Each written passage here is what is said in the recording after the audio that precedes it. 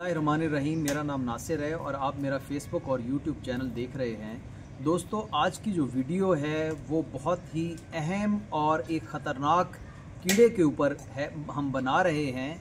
उसकी वजह ये है कि पिछले कुछ दिनों में मैंने ज़्यादातर जो कॉल्स रिसीव की हैं वो शहरी इलाकों से रिसीव की हैं और उसमें सिर्फ एक ही शिकायत थी कि हमारे घर की दीवारों के ऊपर, दरवाज़ों पे या लॉन्स में कुछ जो पौधा जात मौजूद हैं उसके ऊपर सफ़ेद रंग का एक कीड़े ने हमला किया हुआ है, जो कि बहुत ज़्यादा तादाद में है और वो चल रहा है मुख्तलिफ जालियों में, कोई किचन में आ रहा है, किसी की लॉन्ड्री में, किसी की छतों के ऊपर वो चल रहा है और फिर उससे कोई वैक्सी मटीरियल है जो कि खारिज हो रहा है और जिससे फिर नीचे जो ज़मीन है वो भी ख़राब हो रही है। दोस्तों, इसका नाम मिली बग है और ये सूडोकोसिएडी फैमिली का ये एक इंसेक्ट है और इसका जो ऑर्डर है वो हेमिप्टेरा है। हेमिप्टेरा ऑर्डर का आपको पता ही है, ये जो रस चूसने वाले कीड़े हैं वो इस हेमिप्टेरा ऑर्डर में आते हैं और ये इसको एक स्केल इंसेक्ट भी कहते हैं। इसका जो माउथ पार्ट्स हैं वो पायरसिंग एंड सकिंग हैं, जिस तरह से ये डेंगी मच्छर के पायरसिंग एंड सकिंग हैं और इसी तरह इसके भी पायरसिंग एंड सकिंग जो है माउथ पार्ट्स हैं, जो कि ये जब पौधे के ऊपर बैठता है तो ये रस चूसता है, पहले उसको बाइट करता है सेल सैप को और फिर रस चूसता है। इसके रस चूसने की वजह से न्यूट्रिएंट्स, पौधे से न्यूट्रिएंट्स का अखराज होता है और फिर पौधा जो है इसका आप समझ लें सेल सैप कम होने की वजह से पौधे में येल्विंग होती है, इसकी ग्रोथ स्टंटेड हो जाती है और फिर जो इसकी, क्योंकि ये ज़्यादातर या तो लीव्स की बैक साइड पे बैठेगा या नई ब्रांचें कॉम्पल्स निकली हैं वहाँ पर ये अटैक करता है। कॉलोनी की सूरत में बहुत ज़्यादा तादाद में ये होता है, मैसेस में ये होता है और फिर या फिर जो बर्ड्स, फ्लावरिंग बर्ड्स हैं उसके पास फिर ट्रंक्स पे, तनों पे भी ये और या फिर शाखों पे अपना टाइम गुजारता है, लाइफ साइकिल अपना गुजारता है। दोस्तों, ये जिस तरह मैंने आपको बताया, ये जो मिली बग है जिसको गुदेड़ी कहते हैं, ये जो इंसेक्ट है इसके मुख्तलिफ कलर्स हैं। इसका ऑफ वाइट कलर है, इसका ग्रेश कलर है, रेडिश कलर है, ऑरेंज कलर का है, लेकिन इसके ऊपर वक्त के साथ साथ सफ़ेद रंग की वैक्सी लेयर आ जाती है, इसीलिए इसको मिली बग कहा जाता है, क्योंकि ये मिली वैक्स इसके ऊपर आ जाती है और इसलिए इसको मिली बग कहा जाता है।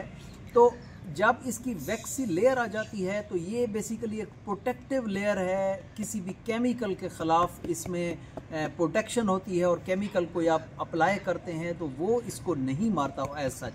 अब इसका जो लाइफ साइकिल है वो 1 महीने से लेकर 3 महीने तक इसका मुश्तमिल है और इसका लाइफ साइकिल बढ़ना या कम होना इसका दारोमदार होता है टेम्परेचर के ऊपर और ह्यूमिडिटी के ऊपर। अगर टेम्परेचर लो है तो इसका लाइफ साइकिल बढ़ जाएगा और अगर टेम्परेचर हाई है तो इसका लाइफ साइकिल जल्दी से ये कंप्लीट कर लेगा। अगर इसकी जो फीमेल मॉस्किटो है ये 50 से 100 एग एक टाइम में देती है और 4 से 10 इसकी जनरेशन है पूरी ज़िंदगी में जो ये मुकम्मल करती है, तो लिहाजा 500 से 600 जो अंडे हैं इसकी फ़ीमेल मॉस्किटो अपनी ज़िंदगी में देती है। तो इन सारी चीज़ों को अगर ये देखें तो ये तकरीबन 5 से 10 दिन में, जब ये फ़ीमेल मॉस्किटो एग लेइंग करती है तो उसके 5 से 10 दिन में एग हैच होके क्रॉलर्स में कन्वर्ट हो जाता है।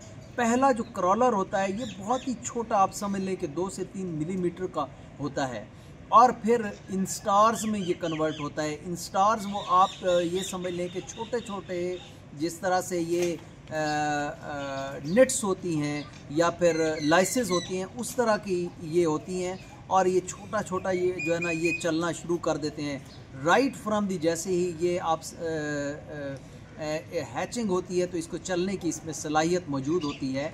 लेकिन ये जो पहले इंस्टार्स होते हैं या फिर क्रॉलर्स होते हैं, इनके ख़िलाफ़ अगर कोई भी ये जो सकिंग की केमिस्ट्री के लिए जो या फिर पायरसिंग एंड सकिंग माउथ पार्ट्स के लिए कोई केमिस्ट्री वाली जो इंसेक्टिसाइड यूज़ की जाती हैं वो कोई भी, या सकिंग के लिए इंसेक्ट्स के लिए आप यूज़ करते हैं, उनमें से कोई भी आप इस्तेमाल करें तो आप इसको आराम से कंट्रोल कर सकते हैं।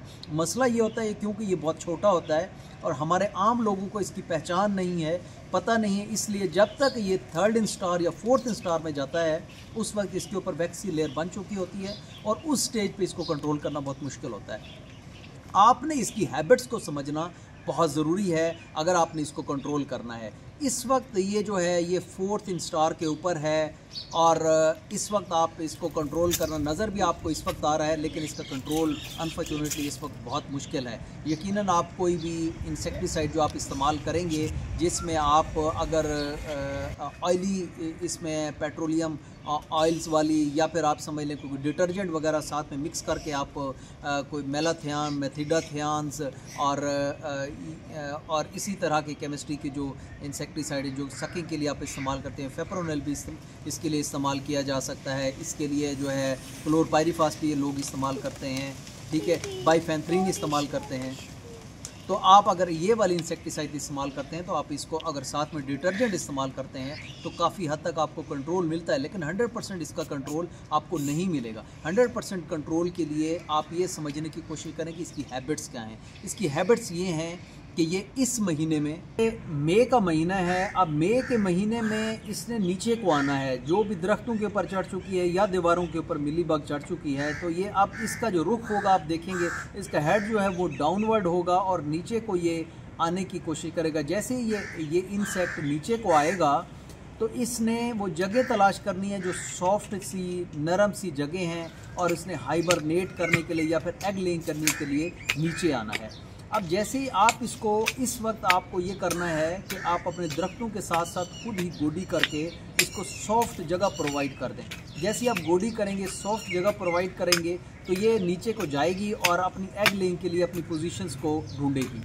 जैसे ही ये सारा जो इंसेक्ट है वो नीचे को जाता है तो आपने बने बना के, इम्बैंकमेंट्स बना के, पानी खड़ा करके इसमें कोई भी आप जहर आप मतलब चूना डाल दें, क्लोरपाइरीफास इसमें शामिल कर दें, मेलाथियान इसमें शामिल कर दें, फेप्रोनिल इसमें शामिल कर दें, कोई भी इंसेक्टिसाइड लेकर अच्छी जो कि रस चूसने वाले कीड़ों के लिए इस्तेमाल होती है वो आप इसमें डाल दें और पानी खड़ा कर दें तो कुछ देर बाद इंशाल्लाह इसकी मोर्टेलिटी हो जाएगी। एक स्टेज तो आपने ये काम करना है। अभी आप ऊपर स्प्रे में अपना टाइम और अपना पैसा ज़ाय मत करें, फ़िलहाल इसको नीचे आने दें, गोडी कर देनी है, जगह को नरम जगह इसको प्रोवाइड कर दें और आपको अंदाज़ा है कि जहाँ जहाँ आपने नरम जगह प्रोवाइड की और थोड़ी सी इसकी मॉनिटरिंग कर लें ये किस किस तरफ जा रहा है, वो जगह लोकेट करके आपने वहाँ पे होइंग कर देनी है, यानी ज़मीन को खोद देना है। फिर आपने बने बनाने हैं, पानी खड़ा कर देना और फिर कोई भी जहर इसमें डाल के इसके थोड़ा सा ना बनना भी बनाया ज़रा, इंशाल्लाह ये किल हो जाएगी। एक तो ये आपने काम करना है। अगर ये किल नहीं होती तो फिर ये जनवरी या फरवरी के महीने में इसने फिर ऊपर को जाना है, यानी दरख्तों के ऊपर चढ़ना है। लेकिन जैसे मैंने आपको बताया उस वक्त ये या तो क्रॉलर्स होंगे या फिर 1st स्टार और 2nd स्टार होगा। जैसे ये ऊपर को आपने एहतियातन आपने ये करना है कि दिसंबर या जनवरी में आपने हर दरख्त के पास स्टिकी बैंड्स बना देने हैं। स्टिकी बैंड्स ऐसे बनाने हैं कि 6 इंच का तकरीबन आपने शापर लेके, शापर अपने सारे दरख्तों के ऊपर चढ़ा के उसके ऊपर आपने ग्रीस की जो है ना लेयर है वो डाल देनी है।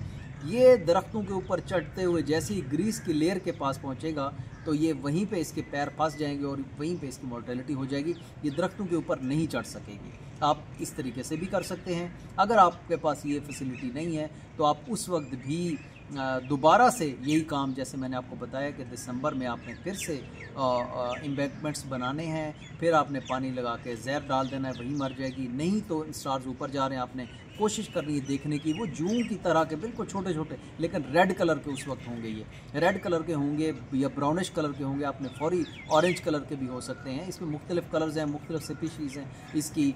तो हर मसलन सिट्रस के लिए अलग इसकी स्पीशीज़ है, हाइबिस्कस की इसके लिए अलग स्पीशीज़ है इसकी, और इसी तरह जो कॉटन है उसके लिए अलग से स्पीशीज़ है। ये मुख्तलिफ स्पीशीज़ में ये मौजूद है, लेकिन आपने कंट्रोल इस तरीके से इसको कर लेना है। उस वक्त भी स्प्रे आप करेंगे तो इसको इंशाल्लाह आपके मोर्टेलिटी, आप इसको जो है ना आराम से कंट्रोल कर सकते हैं। अब इसके साथ साथ इसका मसला ये कल्चरल कंट्रोल भी इसका किया जा सकता है। अब कल्चरल कंट्रोल और बायोलॉजिकल कंट्रोल भी इसमें मौजूद है। कल्चरल कंट्रोल तो ये है, आपने इस वक्त अगर आपने इसको देखा है तो आप इसकी कॉम्पल्स जो हैं, अगर कहीं 2-4 जगह हैं तो कॉम्पल्स को काट के, आपने काटने के बाद इस पूरी कॉम्पल्स को शापर में डाल के ज़मीन में दबा देना है। आपने डिसइंफेक्टेड करके अपने टूल जो है ना वो इस्तेमाल किया करें। आप नर्सरी से जब पौधे लेते हैं तो आप लाजमी तौर पे ज़रा गौर से इसको देखा करें कि कहीं इसके निम्स तो नहीं मौजूद, छोटे इंस्टार्स तो इसके नहीं मौजूद। अगर वो मौजूद हैं तो आप नर्सरी से वो पौधा हरगिज़ ना खरीदें। अगर लेकर आएंगे आपका पूरा जो गार्डन है या फिर लॉन है वो इससे मुतासर होगा। ठीक है, ये सारी चीज़ें आपने कर लेनी है। बायोलॉजिकल कंट्रोल भी इसमें मौजूद है, जैसे कि ऑस्ट्रेलियन जो मिलीबग, ऑस्ट्रेलियन जो लेडी बर्ड बीटल है, वो लेडी बर्ड बीटल हमारे यहाँ हम इसको कहते हैं कि ये एफिड्स को खाती है। Lady bird beetle mealy bug को भी वैसे ही खाती है जैसे एफिड को खाती है। तो लेडी बर्ड बीटल की अगर रेयरिंग करके उस एरिया में छोड़ दिया जाए तो lady bird beetle egg laying वहीं उसी कॉलोनी में करेगी मिली बग के, और फिर जैसे ही उसके लेडी बर्ड बीटल के नेम्स होंगे वो उसको खाना शुरू कर देंगे। इसी तरह जो लैस विंग्स हैं, लैस विंग्स भी पैरासाइट्स के तौर पे काम करती है। वो वहाँ एग लेइंग करती है, इसके अंदर ही मिली बग के अंदर ही एग लेइंग करती है, और उसकी मिली बग की ना तो वो खुराक खा सकती है, मिली बग रुक जाती है, और फिर जैसे ये बर्स्ट होती है, फटती है, तो इसके अंदर से लेस विंग्स के जो है ना वो निम्स निकलते हैं, और इस तरह से ये कंट्रोल हो सकती है। और इसी तरह सिट्रस की जो वैस्प है, सिट्रस वैस्प, वो भी इसको जो है ना खाते हैं और पैरासाइट के तौर पे काम करते हैं, वो भी इसको कंट्रोल कर सकते हैं। केमिकल कंट्रोल का मैंने आपको गुजारिश कर दी है। तो ये सारी चीज़ें हैं, अगर आप इन चीज़ों के ऊपर अमल करेंगे। अब एक इसके ऊपर आप देखते होंगे एंट्स का हमला हो जाता है जब इस स्टेज पे आप देखेंगे, क्योंकि एंट्स जो चूंटियाँ होती हैं ना वो बेसिकली वैक्सी लेयर, जब वैक्स इसमें सिक्रीशन होती है, हनी ड्यू सिक्रीशन होती है, तो इसके ऊपर ये एंट्स आती हैं। अब एंट्स इसका नुकसान ये करती हैं कि एंट्स इसको फैला देती हैं। ये एक स्टेज के ऊपर बैठी होती हैं, जब एंट्स जाती हैं तो अनॉइस क्रिएट करती हैं, ये चलना शुरू कर देते हैं। जब चलती हैं तो ये स्प्रेड और डिस्पर्स हो जाती हैं। तो कोशिश करें कि एंट्स भी इसकी तरफ ना जाएं और आप इसको पहले ही इसका किल करने का कोई सबब बना दें। उम्मीद है ये इन्फॉर्मेटिव वीडियो आपके लिए फ़ायदेमंद होगी, और इस तरह की हम वीडियोस बनाते रहेंगे। आपसे ये गुजारिश है कि आप हमारा चैनल, यूट्यूब चैनल सब्सक्राइब कर दें, और हमारे जो फेसबुक पेज है उसको फॉलो करें, ताकि इस तरह की मज़ीद इन्फॉर्मेटिव वीडियोस हम आपके लिए लाते रहें।